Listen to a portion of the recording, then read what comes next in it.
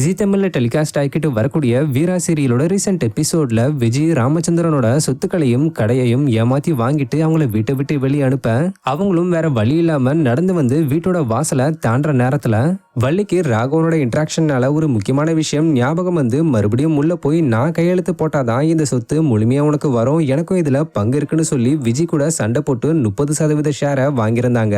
அது தொடர்ந்து ராமச்சந்திரனோட கடை கையை விட்டு போனதுனால இனி மாறனோட கடையை டேக் ஓவர் பண்ணி அதை டெவலப் பண்ணலாம்ன்ற மாதிரி ராமச்சந்திரன் முடிவெடுத்திருக்காரு. இந்த நிலையில இந்த சீரியலோட அப்கமிங் எபிசோடோட பிடிஎஸ் வீடியோ ஒன்று வள்ளியா நடிச்சுக்கிட்டு வர ஆக்ட்ரஸ் லட்சுமி ரீசெண்டா ஷேர் பண்ணியிருக்காங்க. இதுல மாறனோட துணிக்கடையை அவங்க அப்பா அனந்தம்பி எல்லாரும் அவர் கூட சேர்ந்து நடத்த ஆரம்பிச்சதை தொடர்ந்து அவங்க எல்லாருக்கும் வள்ளியும் வீராவும் ஆட்டோல சாப்பாடு கொண்டு வர மாதிரி தான் இந்த சீன் அமைஞ்சிருக்கு. மேலும் கேப்ஷன்ல வீராவில் இருந்து வீராவுடன் ஒர்க் மோட் ஆனன்னு மென்ஷன் பண்ணியிருக்காங்க.